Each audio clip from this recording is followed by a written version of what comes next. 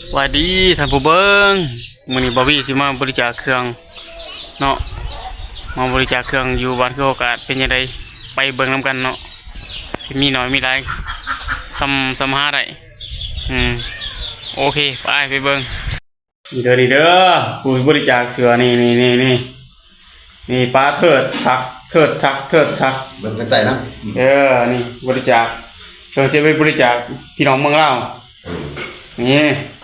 เบิ่งพี่น้องเบิ่งนี่เบิดนี่มันสิบริจาคเนาะอันนี้เอาให้เจ้าใช้อันนี้เพราะว่ามันสิได้คือกันมันสิทีม3ครับนี่แหละปลาเถิดซักเก่งๆกันได้เยอะเอานี่อันนี้ก็ให้นี่ถึงยินเพิ่นจะไปบริจาค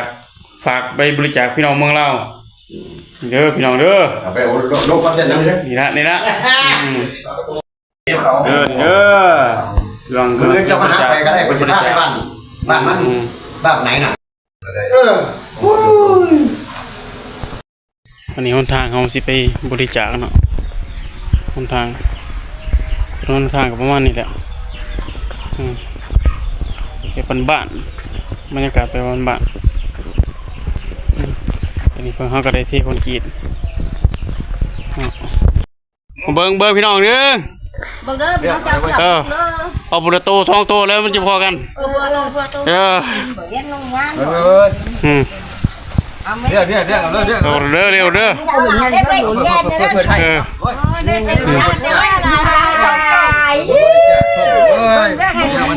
มีไงแบบมีตัวเรียนแบบยังไม่ตื่นนอนนะนี่หาดีที่ได้มาเถอะเอาโรงเรียนได้ก่อนคนนะเอาสองโตมันโอ้ยเอารอด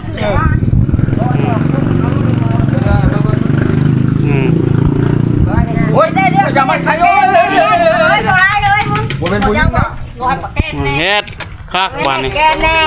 จักสิใครเฮ็ดปวกจักสิเอาผ้าวานนี่ไปซักเองเด้อเสือเด้อเสือเขาเบิ่นบ่ทันซักก็มีได้ป่นอันนี้ก็สิตำหุงอยู่นี่ป่นจักสิกินนี่เอาช่วยคนเบิ่งดูนี่ขอบใจหลายๆตัวนึงขอบใจเสือคือบ่เสือฮะบ่ยาเดี๋ยวเอาทั้งนี้เด้เอาไว้ใส่ข้าวทำไก่ก่อนหอยเสือเอาได้มั้ยเสือพอเดี๋ยวเอาไว้ให้เพื่อหลายคนนี่บ่เอาไปเลยเอาเราไปเอาตะกเอานี่ผมเต้ในของมันแกนก็เปิดเย็นงั้นเฮ็ดปวกกันเนาะพ่อ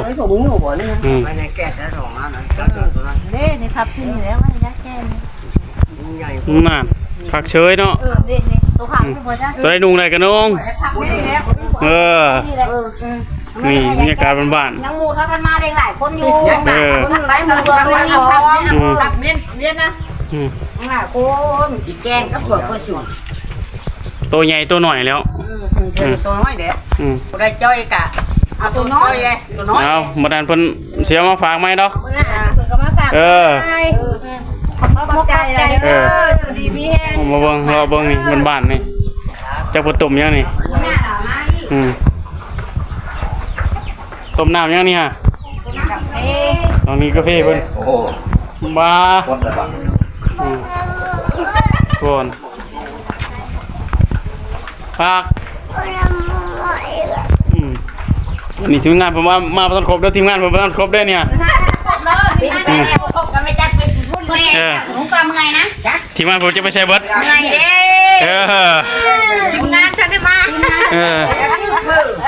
อันนี้ปุรีก็มางามจังก็ได้นี่ก็ว่าจะไปทำบุญบ้างทางเชลบวชพระบ้านวังคิดบุญบวชพระบุญพระบ้านนี้ไปบุญบวชพระคนเดียวนี่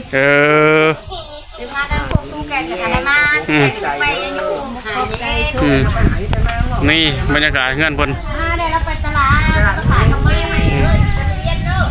เฮ้ยลูกชายกลับมาโอ้ยแดดน้ำพอเนาะลงไปเมียนเลยไปป้าอ่ะลงไปเมียนที่มันจะไปถึงเราอะไร ยากาศบ้านเพิ่นเงินหลังเดียวเพิ่นนี่ใส่2เคเบิลบ่เด้อนี่ก่อน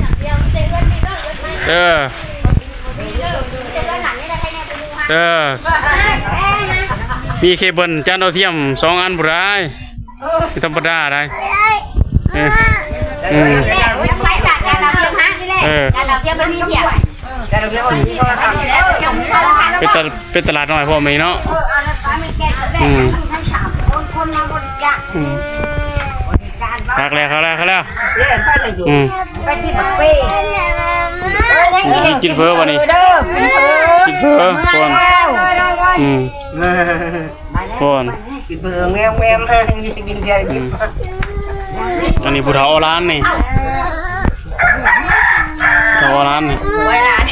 ก่อน ไว้หลานแพงแรง นี่คักบ่วันนี้ แพงแรง